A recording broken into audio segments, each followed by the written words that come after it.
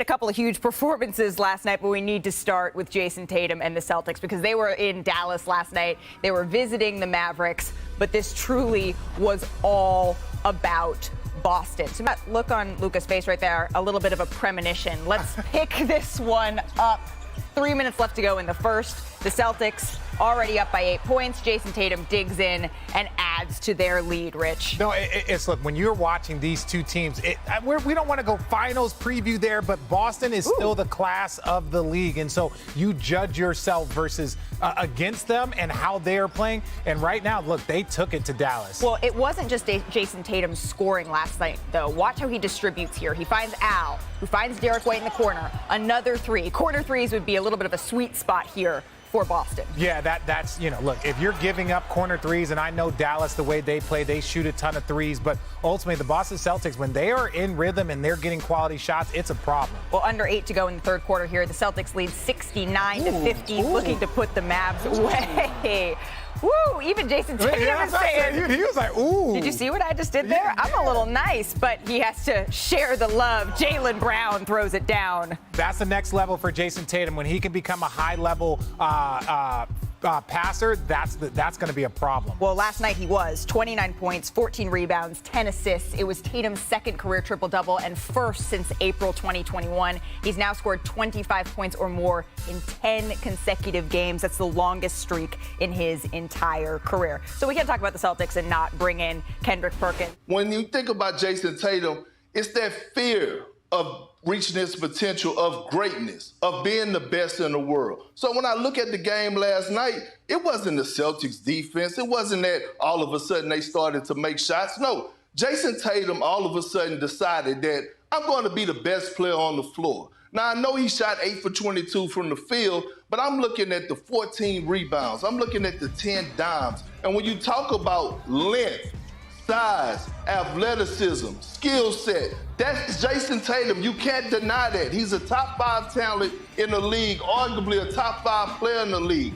I'm looking at Jayson Tatum, the mentality. And this is where it comes in, that the mentality that night in and night out, no matter what superstar he's playing against, he's going to be the best player on the floor. Because if he's the best player on the floor, it's no team in the league that's going to beat the Boston Celtics, not now or in the playoffs, if he comes over this fear of reaching his potential of greatness. Well, the Jonah complex, I don't think he has a fear. I think it takes time to become great.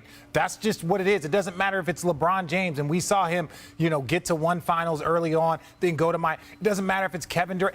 It takes time for players to really maximize their potential. I don't think he's afraid of anything. I think okay, it's early, bro. If this is we still have 55 minutes left. Have to start.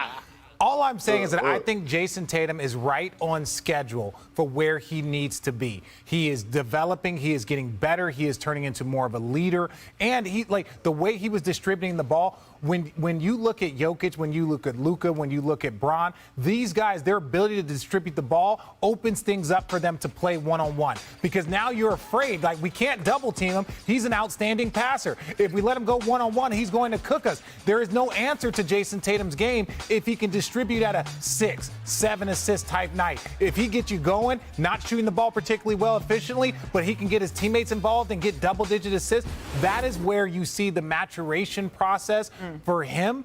And I think he's right on time. I don't think that he's worried about any Jonah complex. What have you guys been letting him talk about since I've been gone? Big words, big vocabulary for a new big year. But, I feel like I was reading the tea leaves because this is the week that we got the all-star returns.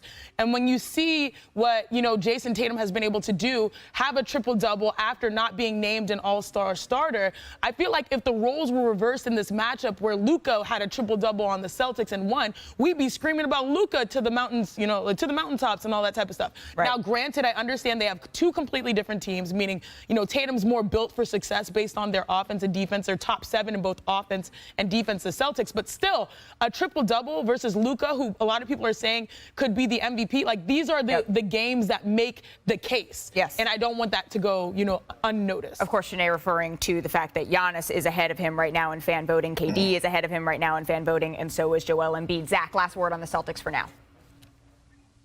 Yeah, I don't have any Old Testament references or any lemon pepper or spicy wings or anything like that. I don't know, whatever, some testament. Look, seasons unfold in phases, right? Celtics lose the finals, come back hurt, storm out of the gates, punch the league in the face. And I think after that, they got a little complacent. We proved our point. We don't have the same fire. And that Oklahoma City game, when they played at half speed and the Thunder lit them up for 150, woke them up a little bit. And last night they played with purpose. They attached the right matchups. They screened hard. They cut hard. They moved the ball. And when they play like that, they're really, really hard to beat, and they might be the best team in the NBA. And by the way, the next phase of the Celtics season, I think pretty shortly here, we're going to see Robert Williams III move back into the starting five, go back to that double big lineup with Horford that got them to the finals last year. That's the next phase. See if that works